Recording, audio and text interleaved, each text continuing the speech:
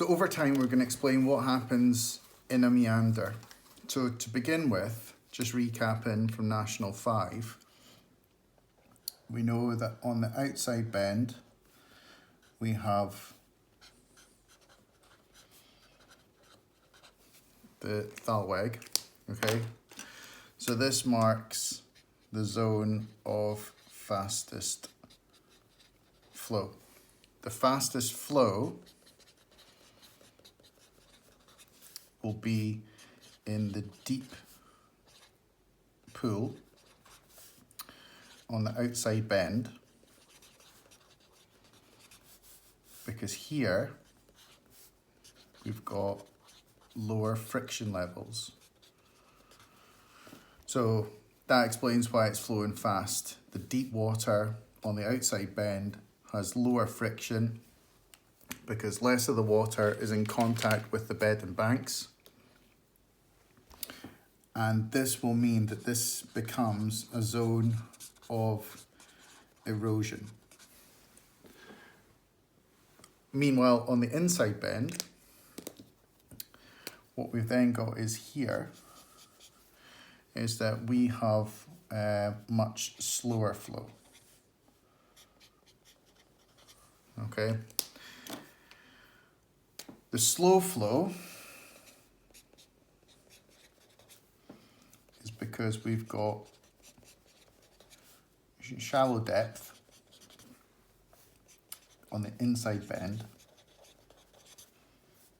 which produces higher friction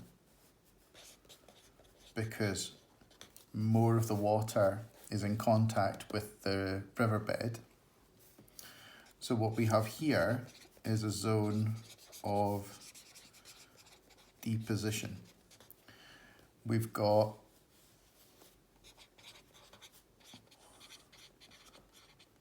low energy, whereas in the fast flow, we've got high energy. What that then produces is this asymmetric depth, and this differences in flow speeds, these differences in energy, then cause the meander to move. It shifts position, and it does this on a very, very slow scale. You know, it's not a rapid thing that's happening, but it's just a gradual, constant movement. So if we were to come back, say, in Scotland, you know, we're talking hundreds of years for meanders to shift. But in other parts of the world, we've got much more high energy rivers. So they will move within decades. And you will see examples of that. But what happens on the bend in the river is that here we have hydraulic action and we have corrosion. So this high energy environment on the outside bend, the force of the water that's corkscrewing this helicoidal flow, yeah? So this the fast flow, the action, the movement is helicoidal. So it looks like imagine a spring. It's just this coil spinning water. So helicoidal flow is our fastest flow area. And it will erode the riverbank by hydraulic action. So the sheer force of the water slamming round the outside bend will be forceful enough to dislodge material. We've also then got the fact that material being transported in the fast flow will be in contact with the riverbed. So we're going to have friction, we're going to have rubbing, we're going to have wearing away over time. So over time, what we've then got is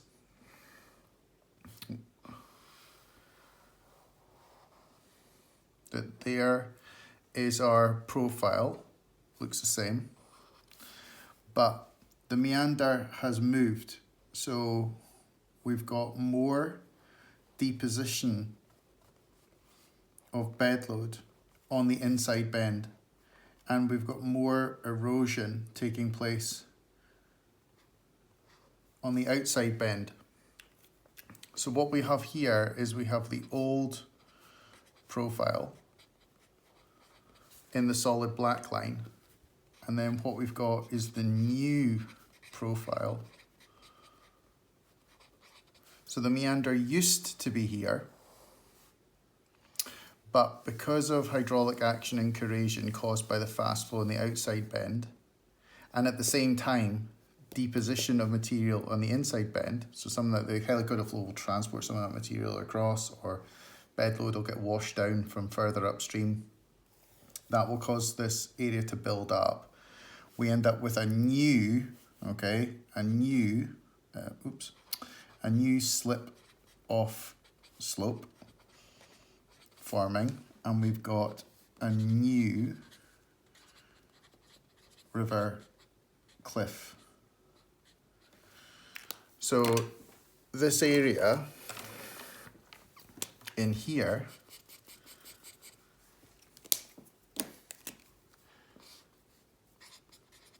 has been eroded. It's gone. It's not there anymore. But on the other side,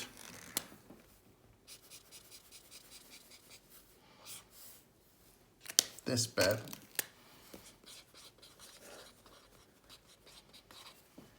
so what's happened is that the meander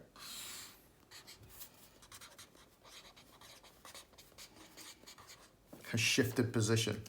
It's migrated, and over time, with more extreme meandering, we know, going back to National 5, is what ends up producing those oxbow lakes. So on those ones, and we'll do a different video for that. But there's our thalweg, there's our fast flow, that's where helicoidal flow is happening. And for that, we've got two outside bends, and if they're migrating towards each other, then we know that that bit, in the bit that's going to go, which ends up with that straight flowing pattern.